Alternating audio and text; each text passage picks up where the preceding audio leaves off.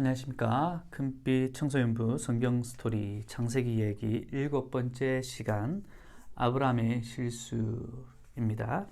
오늘은 창세기 14장, 15장 말씀을 읽고 시작하도록 하겠습니다. 14장입니다.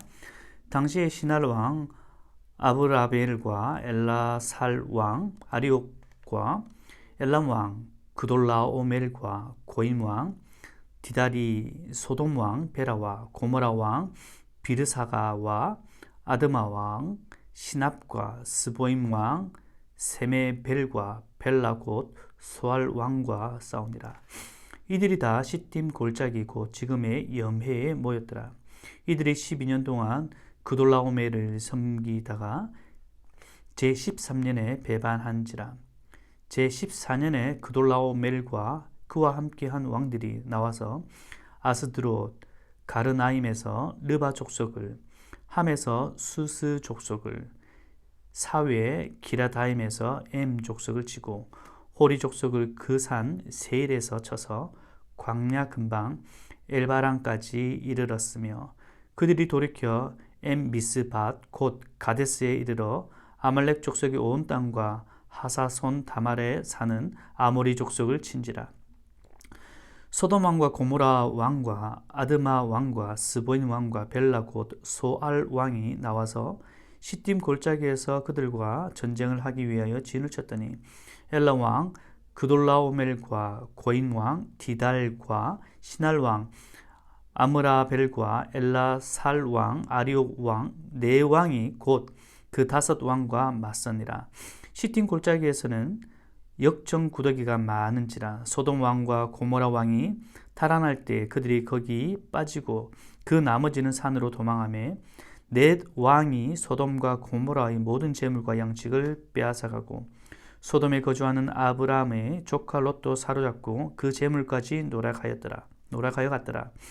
도망한 자가 와서 히브리 사람 아브라함에게 알리니 그때 아브라함이 아모리 족속 마므레의 상수리 숲을 근처에 거주하였더라. 마므레는 에스골의 형제요 또 아넬의 형제라. 이들은 아브라함과 동명한 사람이었더라. 아브라함이 그의 조카가 사로잡혔음을 듣고 집에서 길리고 훈련된 자 318명을 거느리고 단까지 쫓아가서 그와 그의 가신들이 나뉘어 밤에 그들을 쳐부수고 다메섹 왼편 호박까지 쫓아가 모든 빼앗겼던 재물과 자기의 조카 롯과 그의 재물과 또 부녀와 친척을 다 찾아왔더라.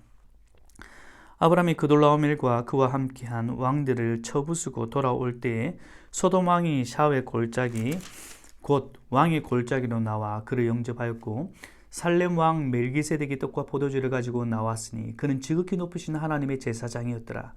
그가 아브라함에게 축복하여 이르되 천지의 주제이시오 지극히 높으신 하나님이여 아브라함에게 복을 주옵소서. 너희 대적을 내 손에 붙이신 지극히 높으신 하나님을 찬송할지로다 하매 아브라함이 그 얻은 것에서 10분의 1을 멜기세덱에게 주었더라. 소돔 왕이 아브라함에게 이르되 사람은 내게 보내고 물품은 내가 가지라.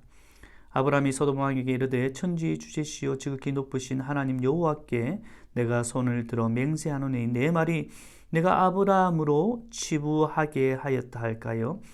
내게 속한 것은 실 한 오락이나 들매끈 한 가닥도 내가 가지지 아니하리라. 오직 젊은이들을 먹은 것과 나와 동행한 아넬과 에스골과 마므레의 분깃을 제할지니 그들이 그 분깃을 가질 것이니라. 15장. 이후에 여호와의 말씀이 환상 중에 아브라함에게 임하여 이르시되 아브라함아 두려워하지 말라. 나는 내 방패요 너의 지극히 큰 상급이니라. 아브라함이 이르되 주 여호와여 무엇을 내게 주시려 하니까 나는 자식이 없사오니 나의 상속자는 이 다메섹 사람 엘리에셀이니이다. 아브라함이 또 이르되 주께서 내게 씨를 주지 아니하셨으니 내 집에서 길린 자가 내 상속자가 될 것이니이다. 여호와 말씀이 그에게 임하여 이르시되 그 사람이 내 상속자가 아니라 내 몸에서 날 자가 내 상속자가 되리라 하시고 그를 이끌고 밖으로 나가 이르시되 하늘을 우러러 무비를 셀 수 있나 보라. 또 그에게 이르시되 내 자손이 이와 같으리라. 아브라함이 여호와를 믿으니 여호와께서 이를 그의 의로 여기시고 또 그에게 이르시되 나는 이 땅을 내게 주어 소유를 삼게 하려고 너를 갈대아인의 우르에서 이끌어낸 여호와니라. 그가 이르되 주 여호와여 내가 이 땅을 소유로 받을 것을 무엇으로 알리이까?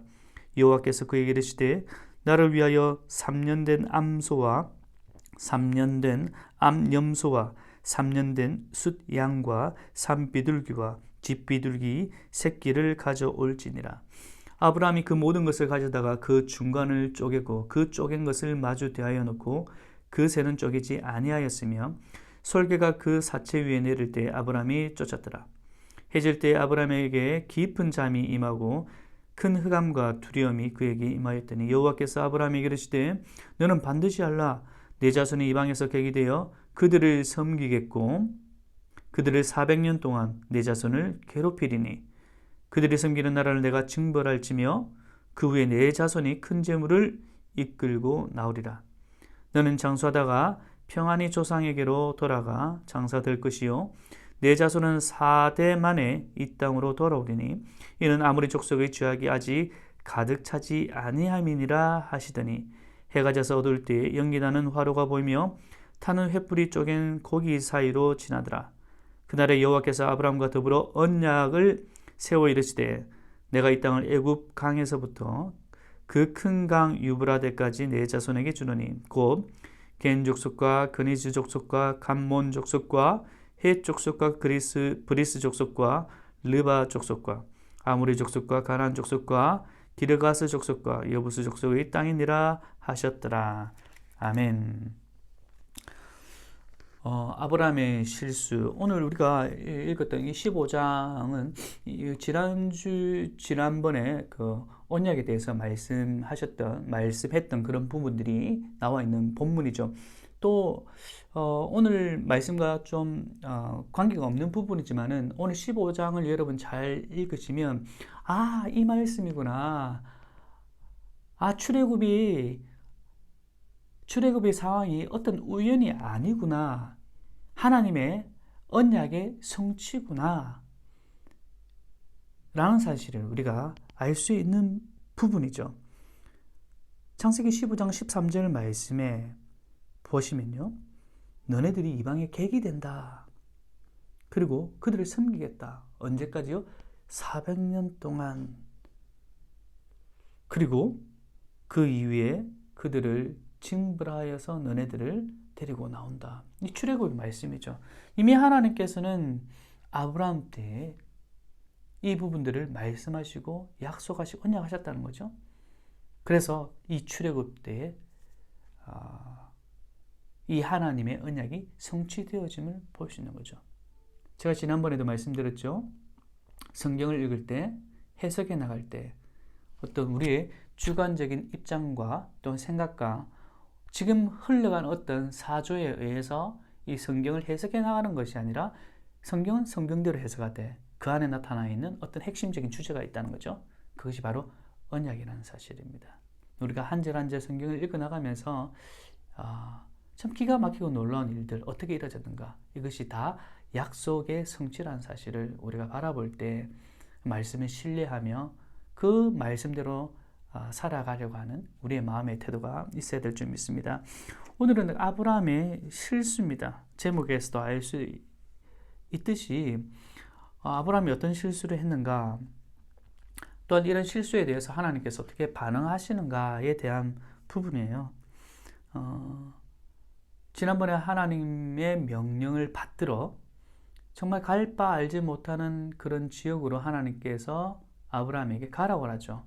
그리고 아브라함은 그 말씀을 듣고 순종하며 나아갑니다. 정말 멋지죠. 대단합니다.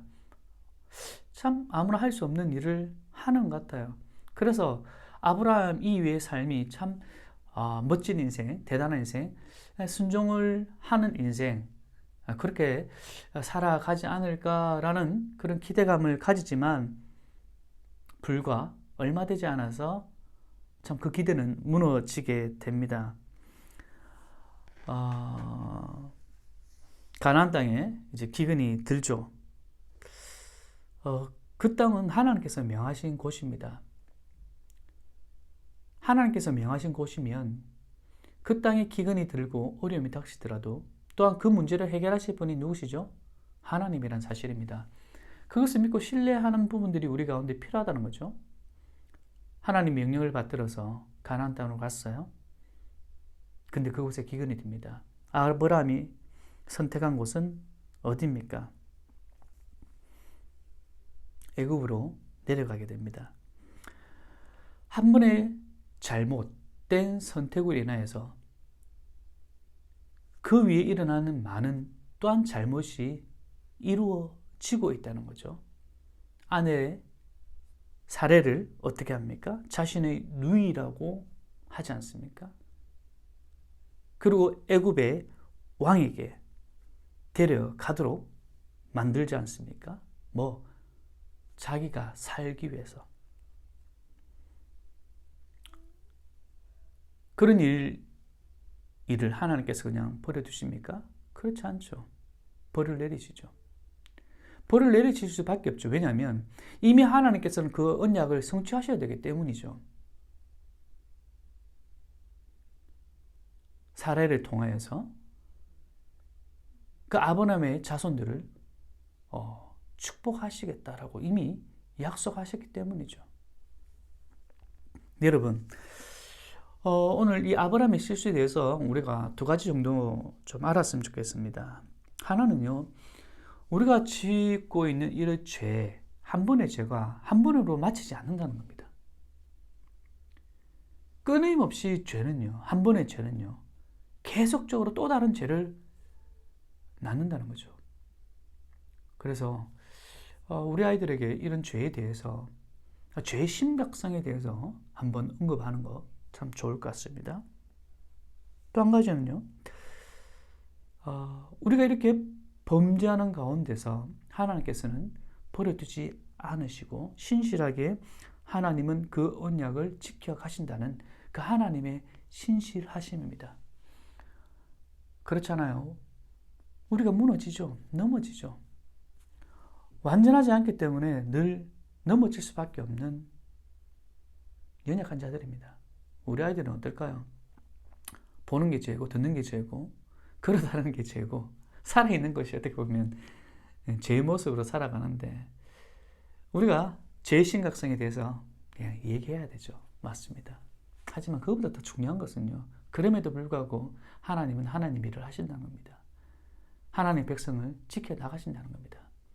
우리가 이 은혜를 경험하고 받아들일 때 죄의 자리에 머물 수 없는 거죠. 너 죄짓지 마 해서는 안 돼, 이것이 아니라 그럼에도 불구하고 너를 사랑하시는 그 하나님, 그것이 우리 아이들에게 전달되어질 때, 그것이 그들 가운데 받아들여질 때 성령께서 받아들이게 하시겠죠. 그럴 때 우리가 하지 마라 하더라도 그들은 안 할 거예요. 왜냐하면 하나님의 사랑이 너무나도 크기 때문에. 오늘도 그 사랑이 우리들 가운데 흘러넘치기를 간절히 소원합니다. 기도하겠습니다. 하나님, 아브라함의 실수로 인하여서 그 실수가 또 다른 죄를 낳게 되는 모습을 보게 됩니다. 우리가 짓고 있는 이 죄에 대해서 심각하게 받아들이게 하시고 하나님께서 이 죄를 결코 좋아하지 않으신다는 사실을 기억하여서 또다시 실수하는 죄를 범죄치 않도록 도와주시옵소서. 그럼에도 불구하고 하나님께서 택하신 백성들은 그들을 버려두지 아니하시고 언약에 충실하신 하나님, 그 신실하신 하나님께서 그들을 보살피며 또다시 세우시며 이끌어 가시는 그 하나님의 열심이 있다는 사실을 우리가 늘 기억하며 하나님 땅 가운데서 하나님 앞에서 신실하게 믿음으로 반응하는 저희들의 삶이 될 수 있도록 축복하여 주시옵소서. 감사드리며 예수님 이름으로 기도합니다. 아멘.